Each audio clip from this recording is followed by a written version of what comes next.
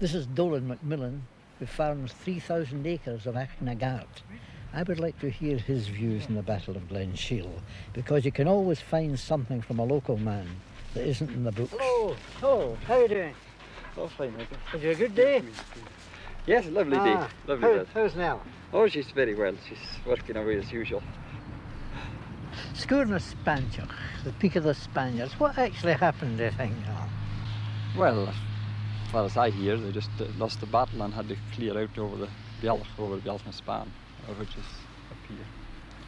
So they climbed right over the ridge there? They climbed over the ridge and then proceeded to go down Glen Lake to try and avoid anything that was meeting them in the glen, down this glen, if the English troops had come in off the boats in the loch.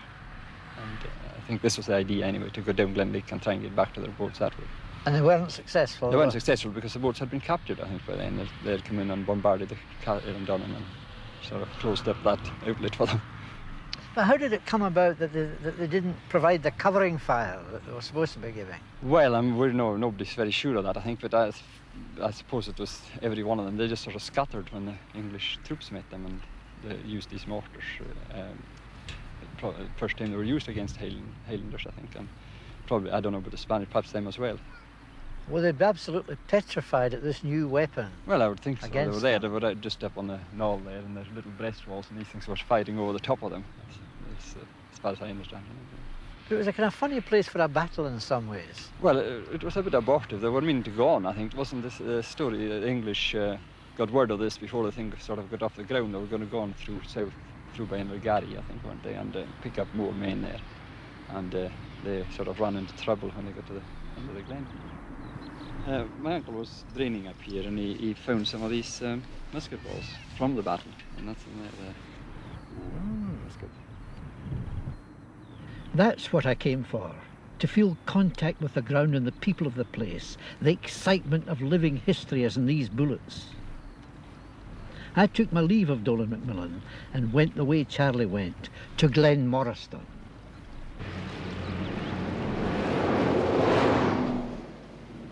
It's not very often you hear of death being turned to good account, but here, just below the Glen Moriston Road, at the foot of Corrie Doe, is the grave of Roderick Mackenzie, who was with the prince at Culloden and, like him, was a refugee. But he didn't know where the prince was. He merely knew that he was somewhere in these hills. So that when Roderick was ambushed by a party of redcoats and shot, just before he died, he shouted out, "You have killed your prince." And I imagine the reason why he shouted out that was because he was very like the prince in appearance. People used to tell him that. And there was a price of £30,000 on the prince's head.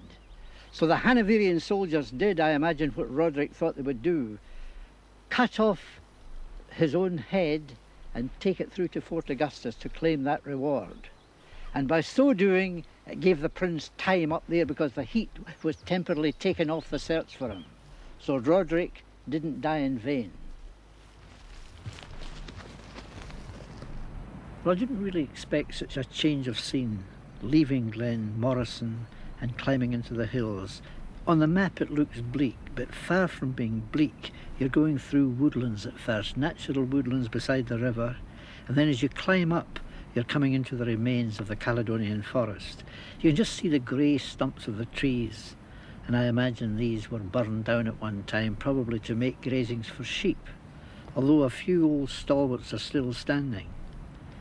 And one of the joys is the way the scene keeps changing, because what you're doing is you're following the river Doe and then curving up below a peak called Ann Reith, which means the Ram. And at the junction of Burns, you've got to be sure to take the middle Corrie. But it's very easy to find because there's a wee bridge there. And when you turn the corner, you're facing the main Corrie, a great amphitheatre of rocky hills. And today, it's just a perfect day to be here with a warm sun. Everything's very dry. This is one of the driest summers that anybody can remember here.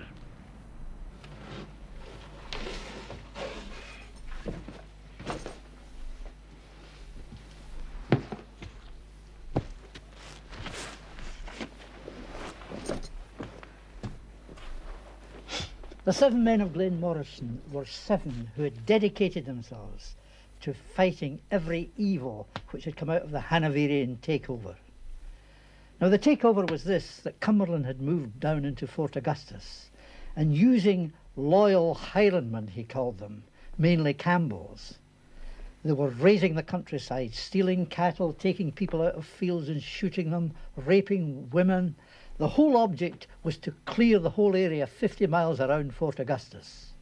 And these 7 men had carried out a very successful private war. And that Glengarry lad knew where to find them. But first of all, they took him over these mountains. The prince, the boy, and the 3 companions of the prince spent a miserable night up there. And then in the following morning, they came down here, into the middle corrie. And this is Rory's refuge. And the prince spent 4 marvellous days here fattening up.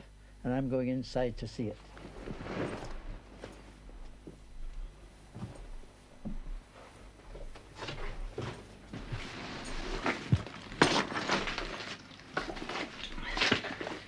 Well, the prince described himself as being as comfortably lodged as in a royal palace, with a fine purling stream close to his bed.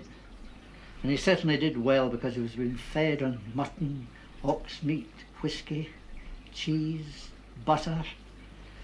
And I believe he was very fond of cooking. He loved to stir the soup. I can imagine him here, tanned like a gypsy, wearing an old black kilt and a hanky around his head to keep the midges off, because apparently it was pretty bad for midges at that time.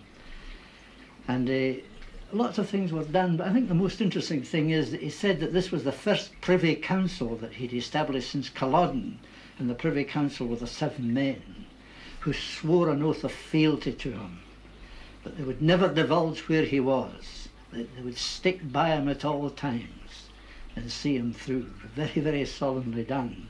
There was also a lot of humour, because they loved to talk to the prince about his future and about his girlfriends. And the prince had taught himself to speak Gaelic, and they found him a great companion. He was apparently never known to complain here. Small wonder.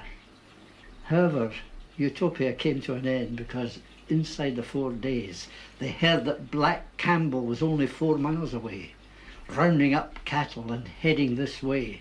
So there was only one way to go, and that was over that ridge, climbing up to 3,000 feet again.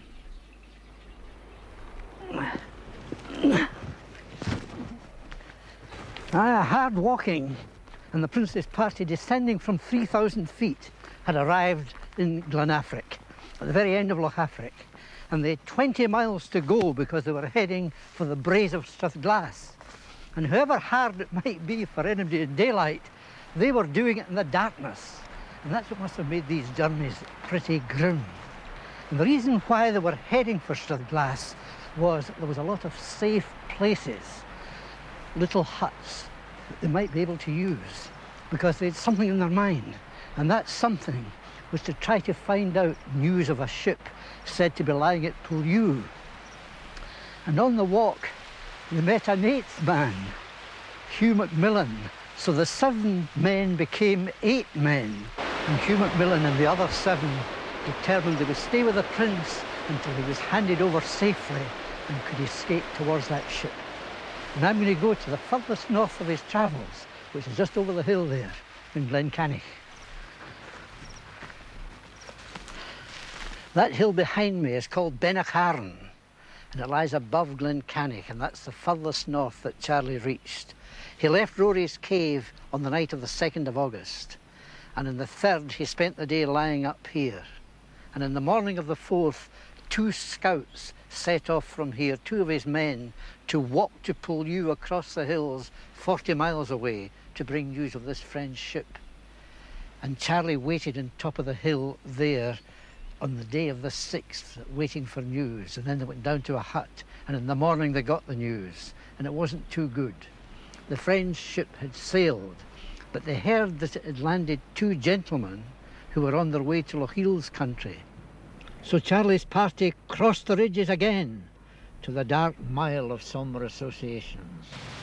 It was real fugitives' weather when the prince's party came here about the middle of August, and they'd had quite a job with flooded rivers and rain. They'd had a rotten night out on the top of a high hill.